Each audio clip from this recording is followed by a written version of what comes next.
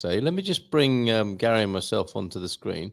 Noticeably absent our music there. I think it sorted itself out now, It Gary. came And on, then went yeah, dark. did it? Okay. Well, Yeah, even though we're live, we'll sort it out in post production, won't we? of course, like always. Yeah. How are you this week? To be truthful, not Yeah, great. please. I've had a chest infection and it's still a little bit croaky. I'm on the Yes. right side of it now, so hence I'm And you here have tonight. been labouring Yeah, under the weight of that. Yeah, these yeah. things can be very persistent, can't they? And it seems This like is you're the second experiencing in one. 5 weeks. It's I mean, 5 weeks.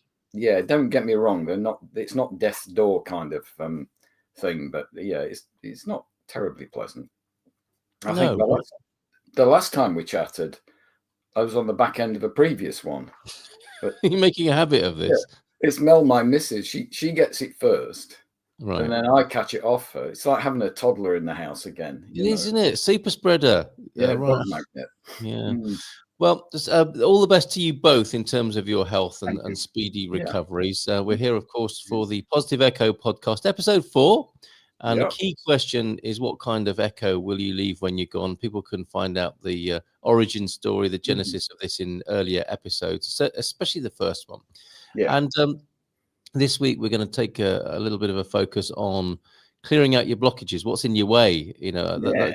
which is, I think, is a sort of an ancient and could be spiritual, religious, philosophical, Stoic, Buddhist. It's there, isn't it, in all the Yeah. traditions, really, this idea of how we might get in our own way. What were you thinking when you came up with that theme? It was rather like the days of frigates and pirates. They always clear the decks, ready for Yes. action. It's that Yeah. kind of thing. Right. And I spent much of my life not clearing the decks for action. And consequently, you carry loads and loads and loads of baggage around with you, Hmm. which holds you back from the things that you think you could be doing in life. And that Yes. covered every aspect of life. So it's that idea of how do you step back and clear the decks? Hmm. See the wood for the trees, all those old sort of metaphors. And I think particularly for people who are certain kinds of neurodivergent, Mm-hmm. clearing the decks is actually quite hard.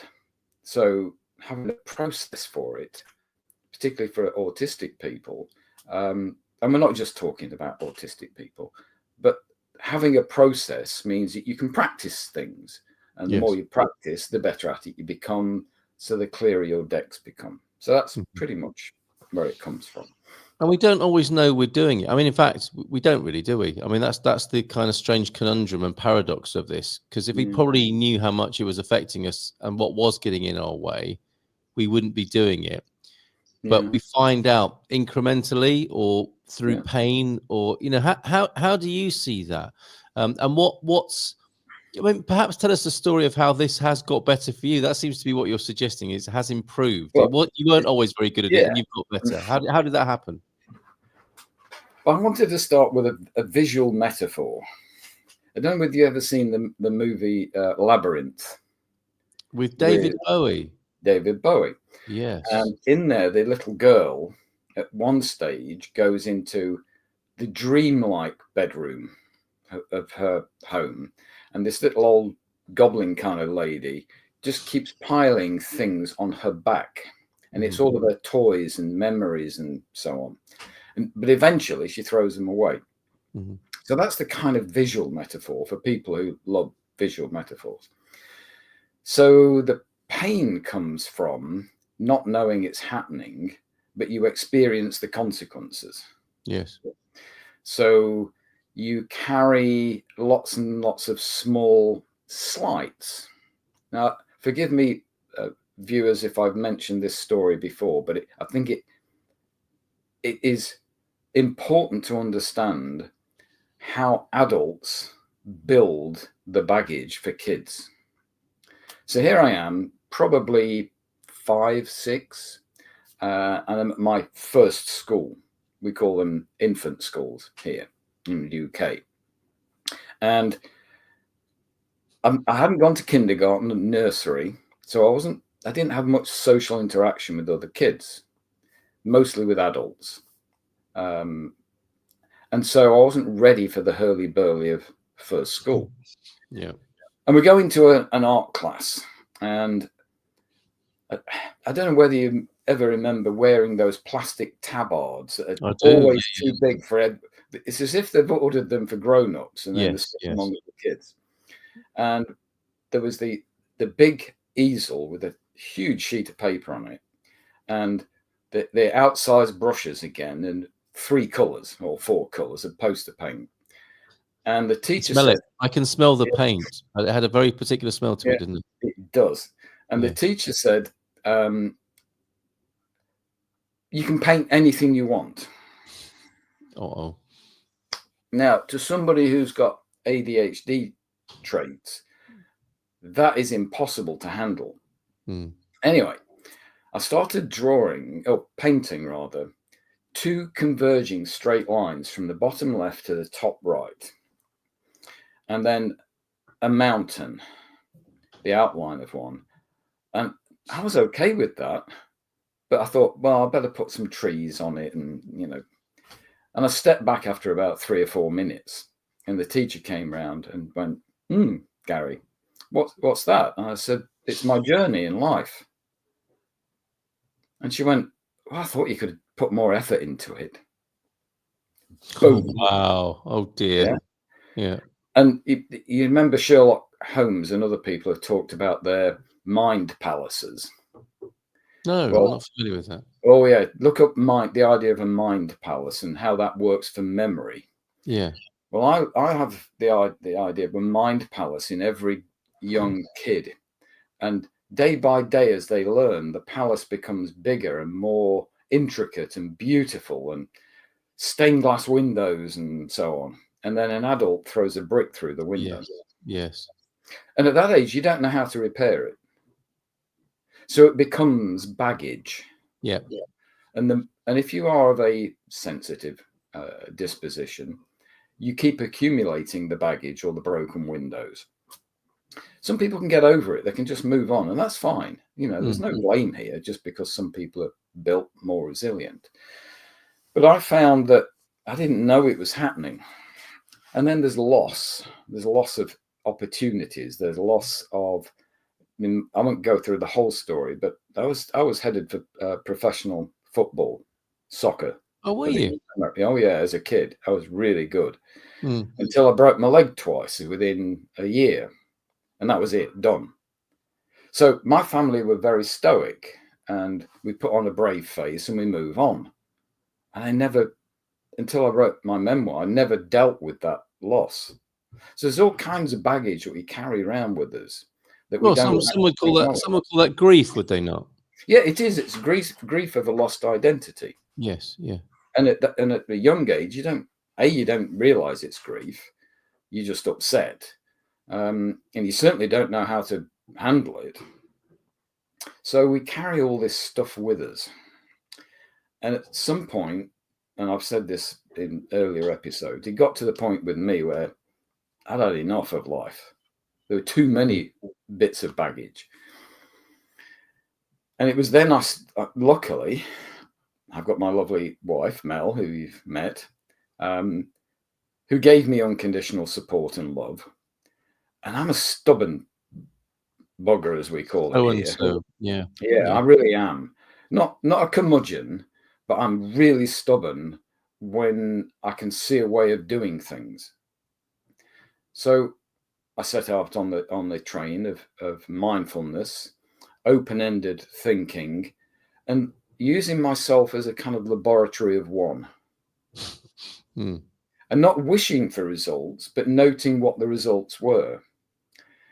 And gradually I let things go. Not because I was lazy, not because I didn't have strength. I just realized I couldn't keep everything. And that included some of the memories I had that was the baggage. Yeah. Once I understood what the baggage was, it was easy just to drop it and move on. Oh, okay. It always exists, but I don't have to carry it. Yes. Yeah. Okay. Well, there's a lot to go out there. I think I think it's incredibly profound. And we first, I think, brought it into this conversation, or wanted to make it part of this conversation because of the work we're endeavoring to do together in us and other people having a positive echo and their legacy and what they leave behind them when they're gone from this life. Yeah. Which came from a momentous conversation between you and your father. Now, to have that happen, it's interesting, isn't it? The types of people who create legacies can be the people who never got over things, and it's their one last chance of making an impact. I told you so, or you see, I was quite good at that, or it comes from a hurt place. It comes from unresolved grief, and we see a lot of this, don't we, in our society? Quite a lot of, in fact, what we admire. And many entrepreneurs, once you scratch the surface, and I think that's why people do like biographies and why people like to decode and pick apart the people who they think of as being successful, and it I think, generally speaking, in the kind of culture we've got and the kind of upbringings that we've had and you've talked about, it's a legacy and success despite or in spite of what's gone on. And maybe the reason we're talking about it is to make that a little bit more positive. So it's not coming from revenge. It's not like revenge legacy. It's like somebody's self-expression after they've, their unique gift to the world, living on after they've gone. And those are two very different scenarios, aren't they? There are. They are, I should say. And it's I quite like the thing about in spite of life. If we can reframe that and go, I want to leave a legacy because of life. Yeah, absolutely. I can't do anything with the bigger plan of the way the world is. I can't wait, click my fingers and click my heels together in red sparkly shoes and change the world. It's just, that doesn't happen. I get the feeling you've tried. Oh yeah. Yes. I have big aspirations. I meant with your heels, but anyway, right. I can try. Yeah, when I say things, I often do them at the same time. So it's if I can't change the world in its entirety, can I change a little bit that's within my influence? Yes. And then show people that that's possible. And then if 10 people do small things that might be somewhat synergistic, they have a bigger effect. Synergy, you get a greater effect than the sum of the separate parts. That's the desire. And then if that crystallizes out and eventually that becomes global, the world changes, and hopefully it changes for the better. Yeah. Otherwise, the opposite side of the coin is we all go, well, there's nothing I can do. Yeah. And then you become severely depressed.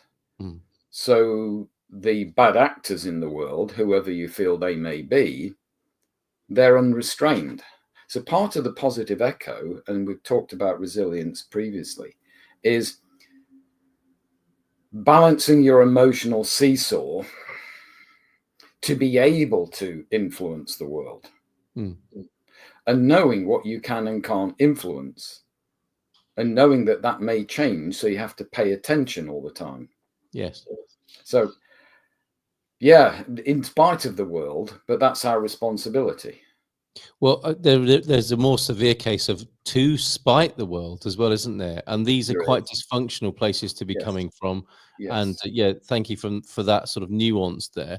I'm going to find it difficult to move on without finding out more about what you said about your own barriers and how you let them go, because you made it sound very easy. Now I know it wasn't, and I know it had taken a long time to get. We're talking decades. And during that time, in those decades, it wore very heavy on you. But it did sound quite simple, the process you said, where I saw it and let it go. Can we go into that a bit more, because that's really useful for people? Remember, sometimes the best things in life are the simplest, but we can't see them. Mm. Or we choose not to see them. Yeah. For me, I was massively distracted. So at the time this was all developing, I was a relatively successful academic, with a research team, management responsibilities, etc., etc. And I wanted to be the best leader I could. So I got heavily involved in reading about leadership. And I don't mean the charismatic sort. I mean the humble kind of leadership where you're almost allowed to lead by the people who follow. Yeah. And Nuts and I bolts. knew I saw things that other people didn't, and places that we could go together. Yeah. But I felt like a charlatan because I wasn't able to lead myself. Yeah. So it's one thing to do the research and then be able to try and put it into effect. But if you're feeling like a charlatan all the time, you've got to know how to lead yourself. So I started looking at ways in which, I could calm myself. So that was the mindfulness side of things. And then how can I come up with games, basically, silly games that I could try out in life, internally and externally, in low tension situations, and see what my responses were. So, for example, if I've never liked going into crowds that I have to kind of break into conversation. Always found that difficult. Even though I spent 10 years business networking, it was never easy. You're not talking about public speaking. You're talking about big social situations. So I can go into a stadium with 50,000 people there, no problem, because I don't have to interact with them.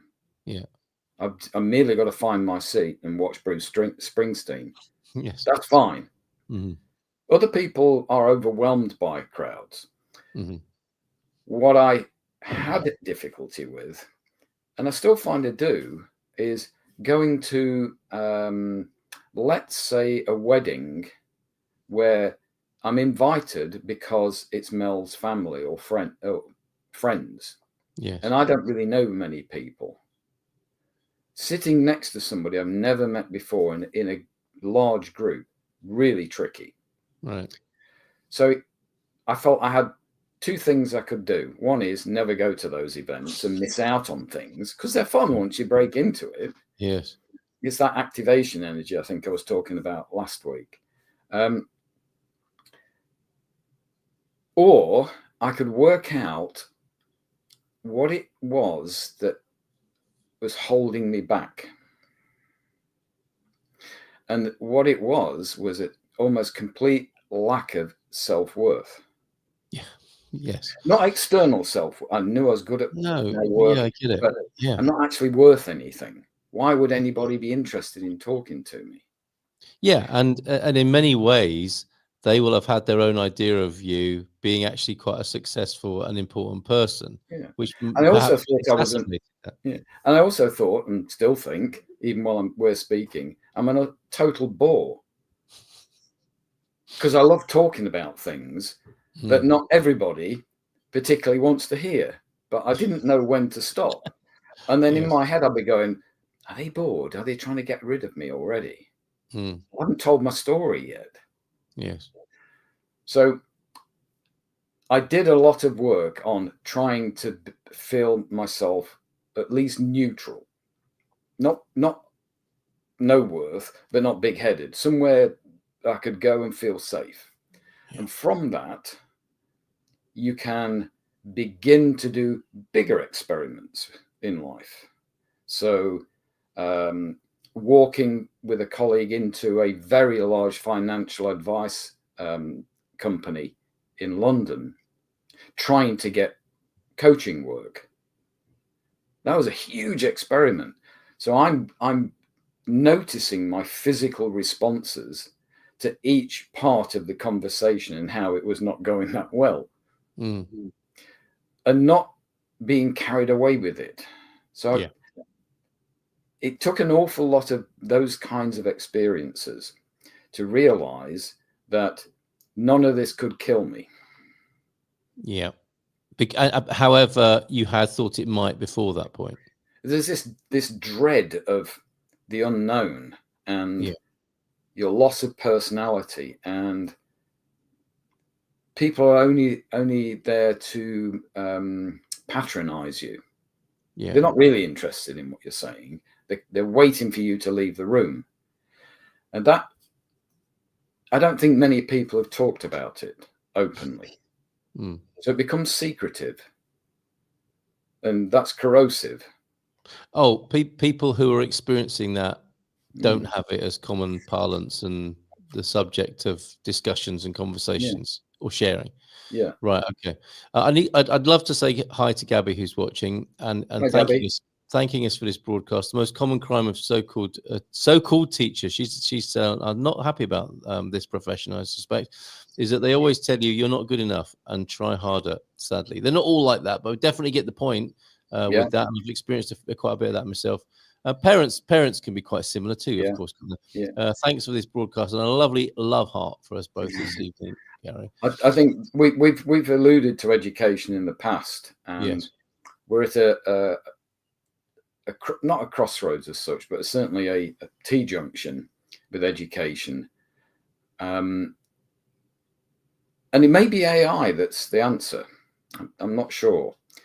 Okay, I'm going to try and squeeze that in tonight as well. You can't just say that and leave that hanging there like that. I was going to say, we now know that people think and learn in so many different ways. Right. And when kids are really, really engaged, it's usually in something they have a current obsession with. Right. So it might be music, it might be gaming. It could be anything. Yes. AI can observe that learning experience and work out which version of education is most efficient for which kinds of children. So you then can deliver the same maths, English, chemistry, whatever, within the child's current obsession and deliver it in part by AI. Yeah. With the human connection and the help and the reassurance coming from the elite teachers. Yes. Because that's I've got lots of friends who are teachers. I was effectively an educator for 30 years. And it's that personal connection with each student. That's why you do it. It's not to deliver the facts. Books deliver facts. Teachers, or I prefer to call them educators, the very best are coaches. Yeah. They open doors for people, kids or adults, and allow them to step through into another world. And whatever tools we have should be used to educate children in the way they learn most effectively. And then also assess them in ways which are matched to the ways they've learned. Yeah. Yeah. So you can't give a visual learner a verbal examination. It doesn't work. It makes sense, doesn't it? And so who knows? I mean, it does seem we've been involved in the industrialized education phenomenon, doesn't it? Because there must have been a time where children learned from their parents what they needed to learn for the family and the kind of activity the family were involved in, which then became industrialization and the strangest of human experiments in a way. And we might come back again, mightn't we, to have it truly student-centered rather than I mean, it's been society-centered, hasn't it? And industrialized society-centered. And basically, the Victorian era in the UK, so 1800s, was all about creating partially educated workers. Yes. Yeah. Educated enough to make the things that the capitalists wanted to sell. Yes. That's fact. Yeah, absolutely. That model, up until perhaps recently, we'd outgrown. We don't need the same workers. We actually need to work out what the new version culture is. Well, we haven't yet, have we? I mean, it's No. changing. It seems to be changing in front of our very eyes. And Yeah. if I could just park that, and I'm very Sure. always happy to come back to education and what your views are on that.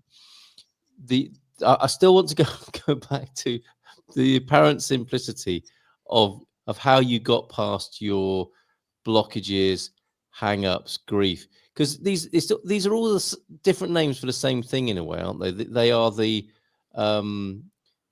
hurts of life that are unprocessed. So you might call it trauma, you might call it unresolved, you might call it unhealed things.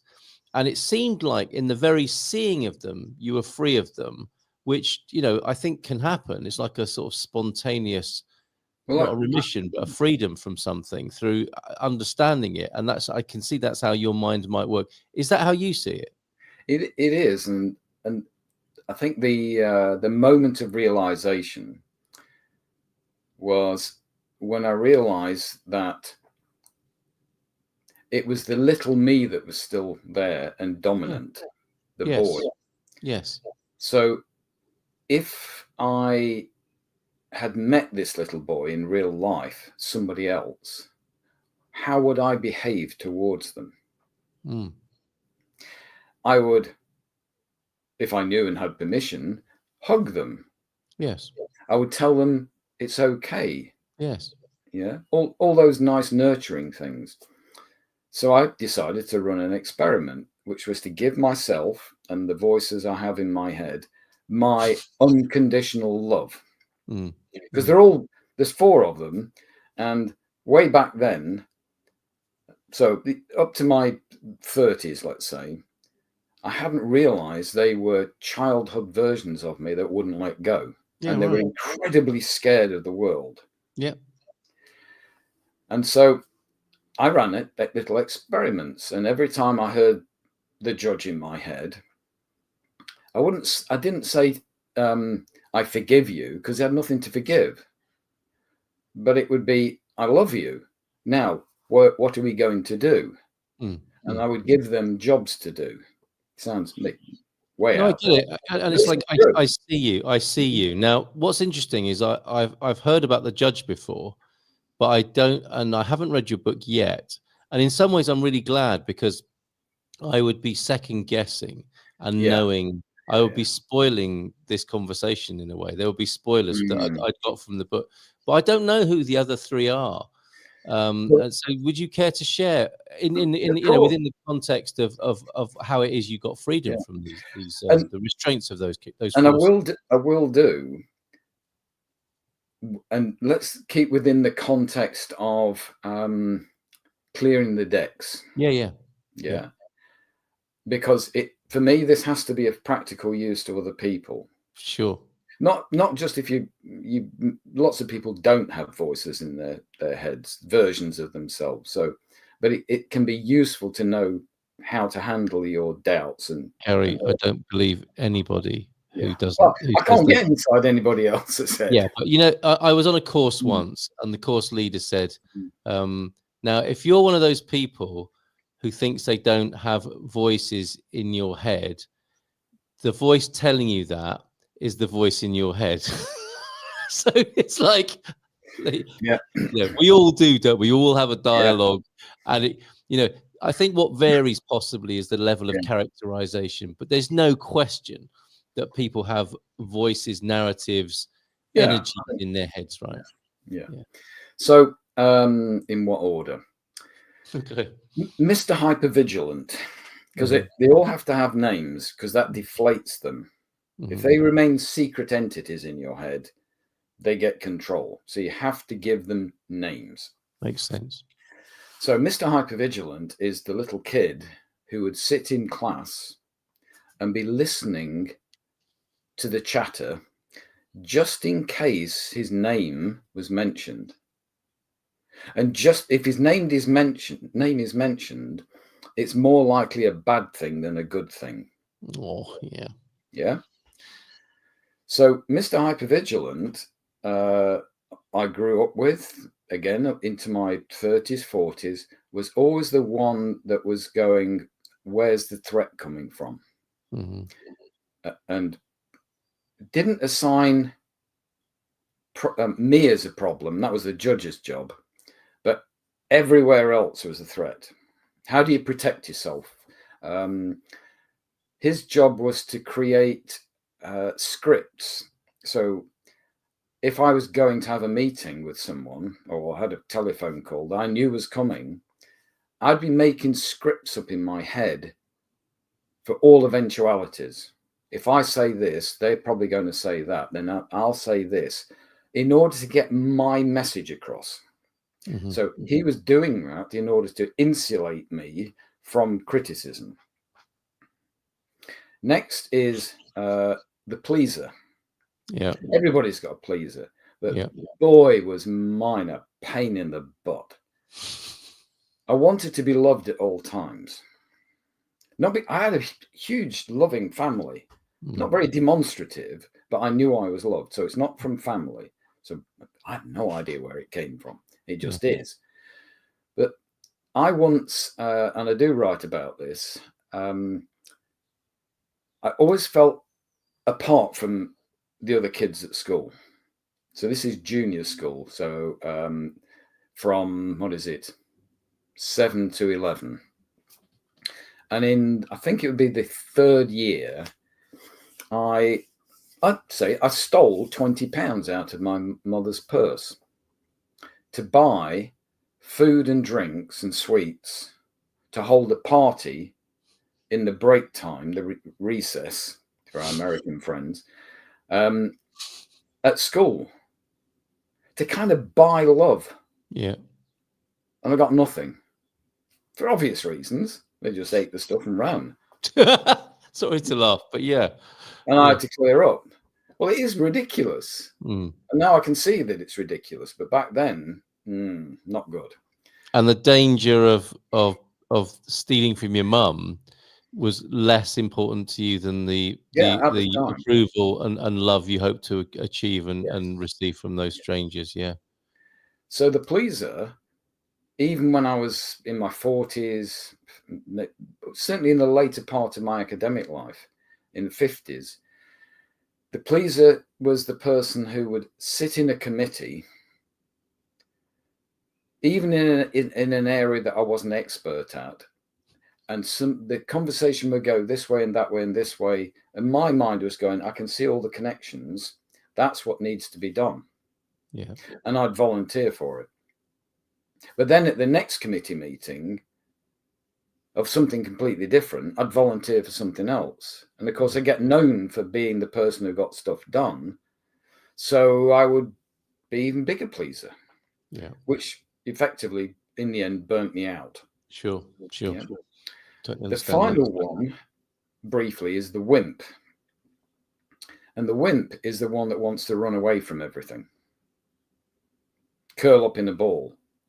And he was the voice that, along with the judge in my probably 27, working together, I was so overwhelmed with life that I curled up in a ball one night and decided that's it. I didn't want to be around anymore. I wanted to kill myself. Yeah. So these four voices were my demons. So the only way I could deal with stay alive, and I actually wanted to, but I didn't want to. It's like on the knife edge all the time. I knew I had to change my relationship with those voices, otherwise I was doomed. So it got to that point where I had to clear the decks.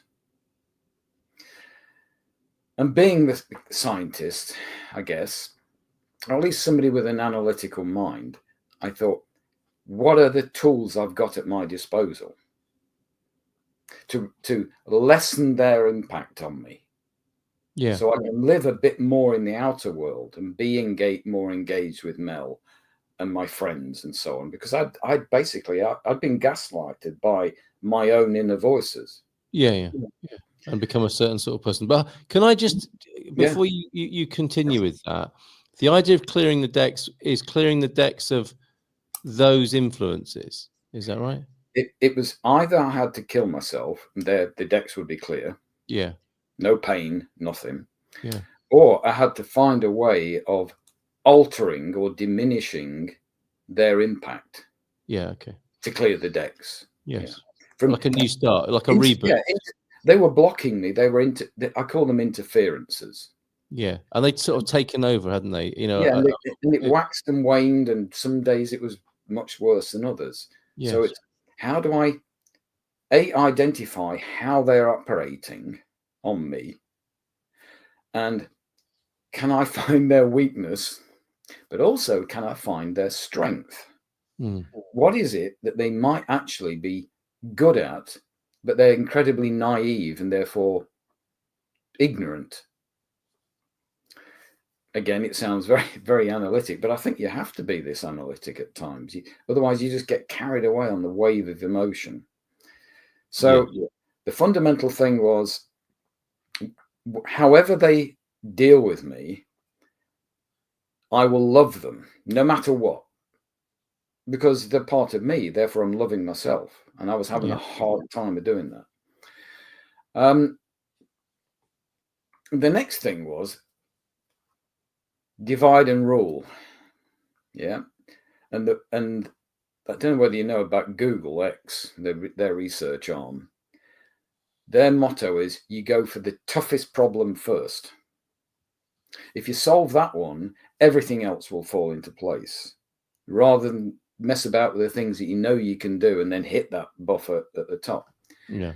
So the judge is the one that I had to deal with first, because he was the one that was pulling my confidence apart. He was saying, well, you're not very good at that, are you? And I realized that his strength was analysis. He was my analytical mind, but he was a real juvenile version of it.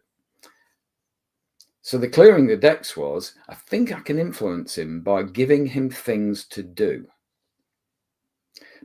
Benign, meaningless, mindful things to do.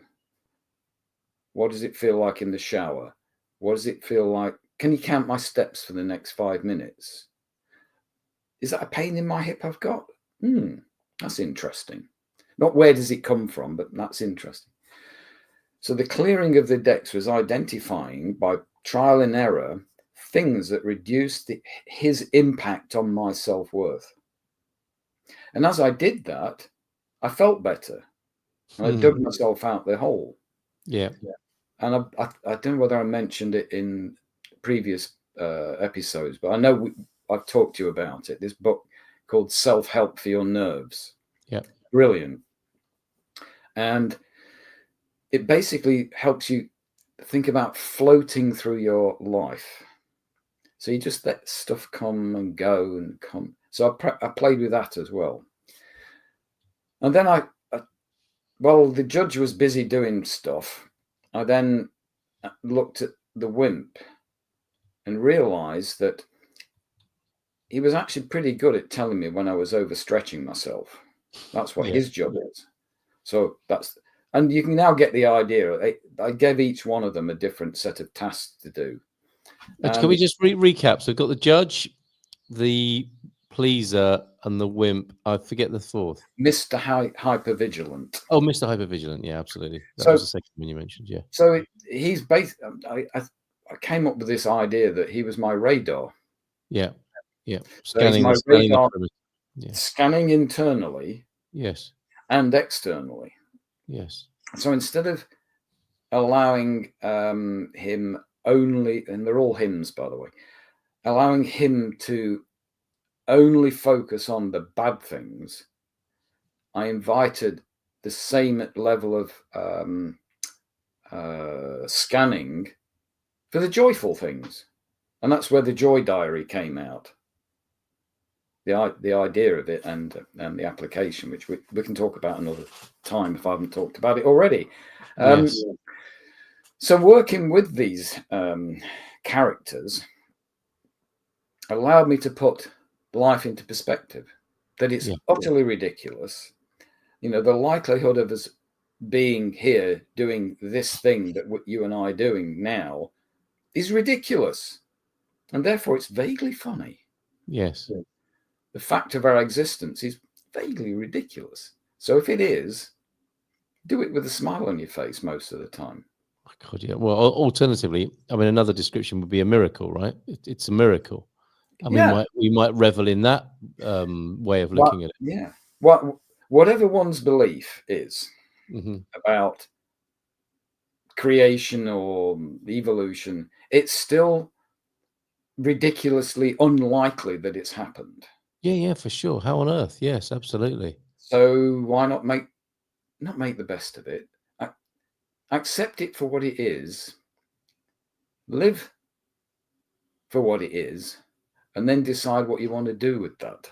Yeah, see what's possible, right? See what's possible. Now, what I think is extraordinary, and this is, I mean, it's great when we have our conversations and we kind of come back to ADHD and autism and see how people who might identify themselves in that way or have been diagnosing themselves in that way would get a benefit from your experience and insight. I think that's a lovely bit of added value in the conversations here.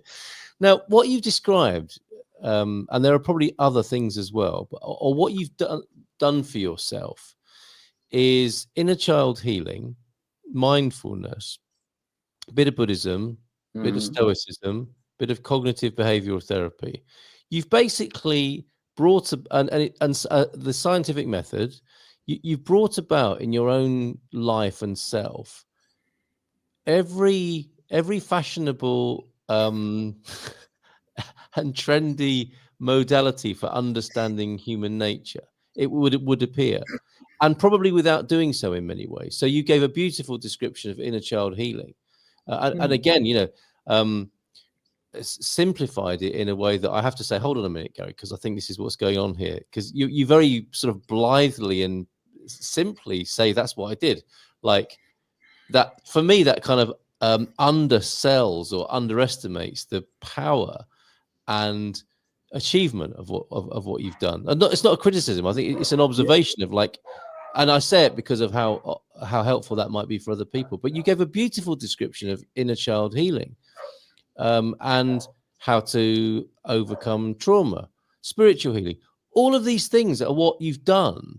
And I don't suppose you've called any of them those names or judged them in that way until you've seen something about one of those things and said, hold on a minute, that's what I did around the time I was 27. I didn't know it was called that. You're absolutely right. And partly it's because I'm stubborn, and I think there's a little bit of intellectual arrogance, but it's very benign. Is that the judge? Is that the judge who says that? A little bit, yeah. The arrogance, I can't think of it's always pejorative. Yes. But whenever I'd be going into a seminar or a conference, I would always know what the payoff was going to be before it got halfway through. And I was the guy that was always asking the inconvenient questions at the end. Yeah. So I'm also a believer in show, don't tell. Yeah. Whenever I educated students, I gave them information, but I didn't tell them what to think. Yes. Unless it was a very practical thing, like, being able to take a blood test. You've got to know how to do a blood test. Yeah, it would help, wouldn't it? But if it was more about connecting the dots of things, yes, I was a coach. So the really difficult things in life are very simple. Nature's incredibly simple. It just looks complicated. So if I spend all my time telling people the complexities of how I came up with things, they couldn't do the discovery themselves. Yeah. They couldn't own it. It would always be my stuff or somebody else's stuff.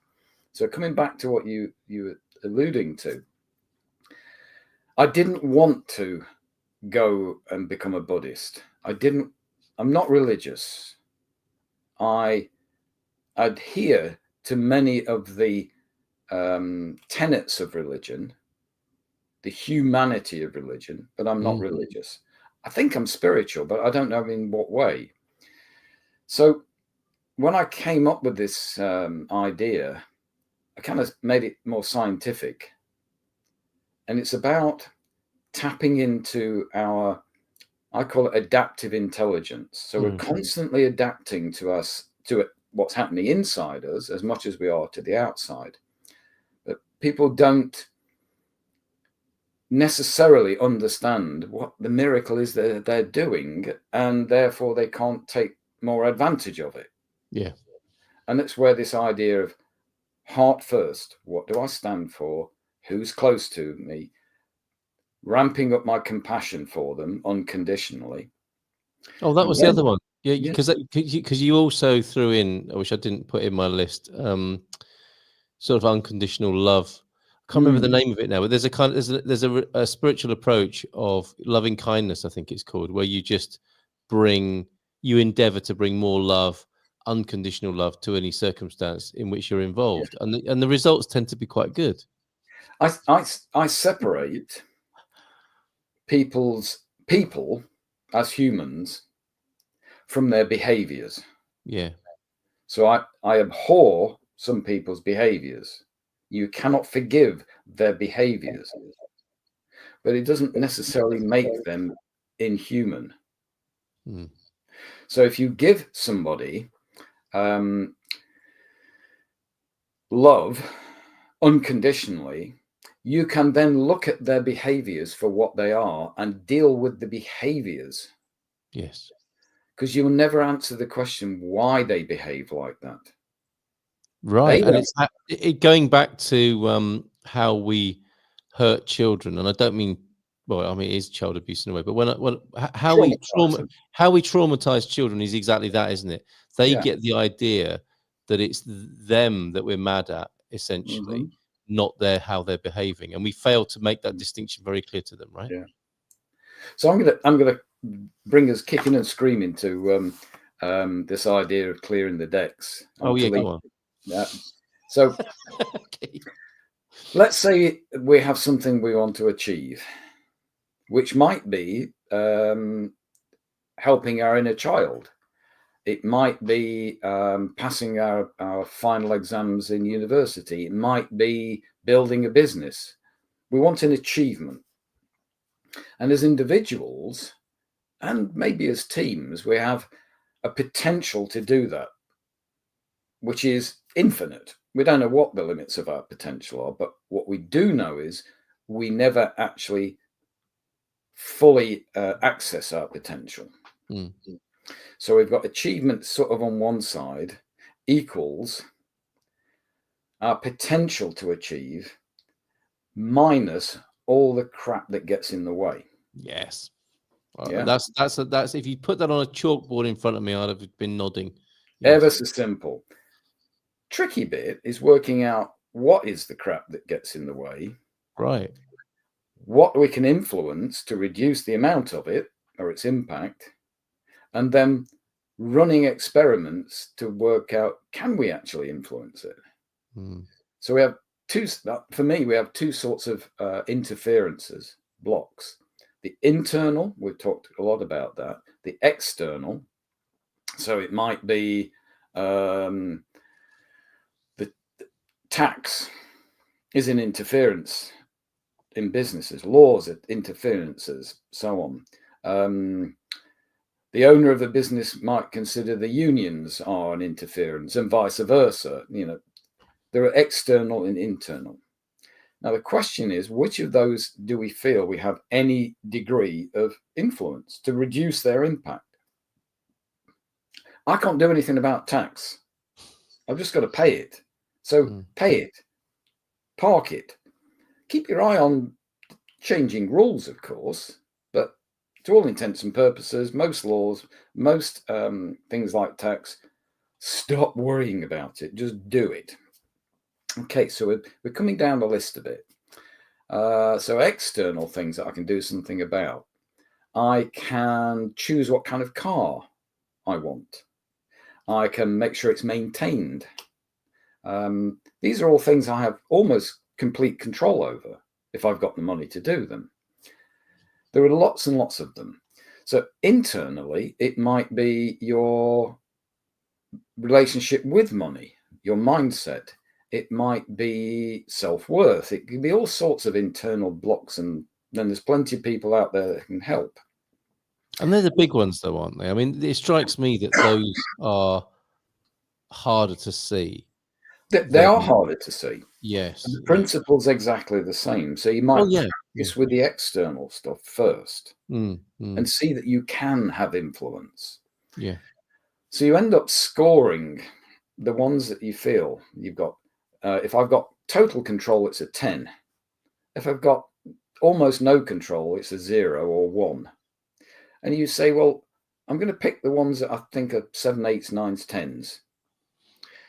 And I'm going to pick one of those things. I'm going to create an experiment, make a decision, and do something different. Just change one thing. So I've got an A versus B. I did this thing before. I've now done this thing. What are the changes I see? If I feel like the pressure's been released a bit from that block, I might have a go at another one. Can do no harm. Keeps you busy, keeps you involved. Over time, without you realizing it, the thing that you were working for pays off. It has to, because if you've reduced the interferences that were blocking you accessing your potential, which is now releasing more likelihood that you achieve the thing you want. Yeah, energy gets freed up, doesn't it? In this attack, I've heard them called tolerations. I mean, there are all sorts of ways of describing this, aren't there? I mean, like, and the other sort of visual metaphor is inside the block of marble is the Michelangelo's David. Yes. Yeah, and we're chipping away, aren't we? At the metaphorically, way to put it. Yeah, we're chipping away. Yeah, and sometimes you find that the thing that you wanted wasn't the thing you needed. No, because the person who thought they wanted it has been changed, right? Correct. Yes. And wonderful things drop into your lap. Yes. Yeah. And the wonderful thing that has dropped into my lap, and you might have, you alluded to it at the beginning, I'm now the happiest I've ever been in my life. I have a completely different relationship with these characters in my head, and I discovered a new one. And you will have to read the book to find out. Oh, okay. All right. See what you did there.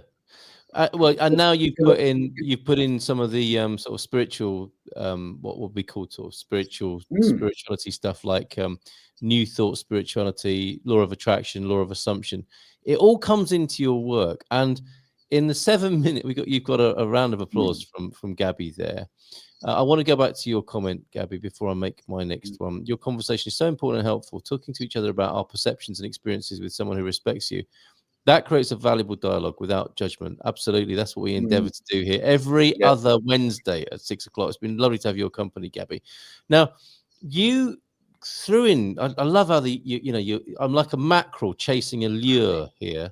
You threw in another one earlier on, which was about emotion. You mentioned emotion just briefly, and how in these processes, these experiments, as you would call them, because you're scientifically minded, and that's an interesting thing to bring to personal development, isn't it? And personal growth is a scientific mindset, because a lot of people have it much more woolly than that, don't they? It's like it's it's such a vague thing to try and investigate your own feelings. But you did it. You've conceived of experiments and told us exactly how that might work in the last 5 minutes there. Yeah. But what's interesting, and I'm interested to know what your comment is and why you are like you are about this, is that you appear to have been quite unhampered by emotional noise in these processes, because what I observe in a lot of healing work, trauma work, is a battle between the rationality you speak of and are so good at, and emotionality, which is undermining that work. And it's a battle royale between these things, isn't it? And you might have been able to characterize it as the wimp. These are feeling. There are feeling people in your mix, aren't there? Your absolutely, panel. yeah. But have you? Is it because you're not a sort of overly emotional person? Is it because you characterized and externalized these people? How is it that you've managed to minimize the noise of emotion that a lot of people aren't able to do? I am a very emotional person, but I'm not demonstrably emotional. Right. Okay. So, for example, I get very angry about things, but my face goes. Right. Okay. Yes. I go.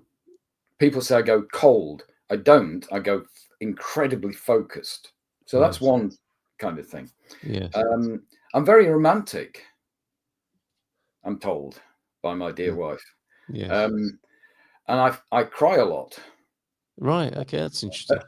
I can sit watching, something on the news. It doesn't have to be horrible. It can be lovely. And moving. Is that happened more as you've got older? Or have you always been like that? I don't give a damn about it. Me too. Me too. Yeah. Tear the mask off, mate. Yeah. And it's a healthy thing. But my upbringing was fairly emotionally neutral, except for my father and my older brother were so alike that they would just set each other off. So I became the diplomat in the family at a very early age, which meant I felt I had to be calm. So I held emotion in. I have, it sounds big-headed, I have deep empathy for people. I'm always the one at funerals that finds the right words to say. And by right, I don't mean the platitudes. Yeah. And I'm eaten up inside by other people's emotion. Right. But I'm not easily triggered to emotion. Okay, that's interesting. I've or your own. Yes. Either. Yes. Okay. And that gap, that the fact that I'm not easily triggered, gives me time to effectively measure how triggered I am. And I do it unconsciously now, but I used to have to do it consciously. Yeah, okay, get it. Because the more you practice these things, you better you get at them. Yeah. And I mean, it's something to do with our culture and our words and vocabulary, isn't it? I mean, there's a spectrum here of what we're talking about as emotion, because some of that is feeling, some of that's empathy, some of that's sort of raw emotion. These are very different things once you start to look at them, aren't they? Yeah. And the effect they have on us. And I think the other thing is, if you are aware of your own emotions, they become richer. You're able to do things with them rather than be carried away. Nature gave us these emotions for a reason, which isn't just to be carried away by them. Yeah. Although we've made that our culture, though, haven't we? It's instant reaction. Yes. JMC, who's here. Hi to you, JMC. You're a Neanderthal descendant. Well, none taken. We'll take that as me. I'm likely to be 2 or 3% Neanderthal genes. It's only natural, Gary. Proud of it. Right, we've got a couple of minutes left in which you may want to elaborate on clearing the decks, saying a bit of homework, maybe. I don't know. What do you think in the last 90 seconds? Well, actually, the homework is... So, this is from a woman called Anna. I was so busy lifting a sleeping 5-year-old out of the taxi home from the airport that I didn't realize I'd left behind my carry-on bag with an iPad, Kindle, etc., etc. I'd gotten the 5-year-old settled in bed. Shit. That's her words, not mine. Not 45 seconds later, I heard a car honking outside my building, ran outside, and it was the cabbie. He somehow got a passenger at midnight in my sleepy neighborhood, and she found the bag and told him, and he drove back to our place. I'm so grateful and exhausted, I could cry. That's a positive echo. Yes. And my homework for people is pay more attention to those little moments of other people's positive echoes and go, I think I could do something like that. Yes. To the man who flashed me ahead of a police roadblock this afternoon. There you go. Yes. Which I paid forward, I have to say. Thank you very much. And thanks for that, Gary. Great conversation. Thank you, Gabby, for your company during this thank you, Gabby. day. And we'll see you again in 2 weeks' time. Great job, Gary. Great talking to you as always. Take care and bye for now. I just need to load up our video. Maybe it'll play this time. I don't know. Let me see if that's the case or not. Let me just press the right button and see if that happens.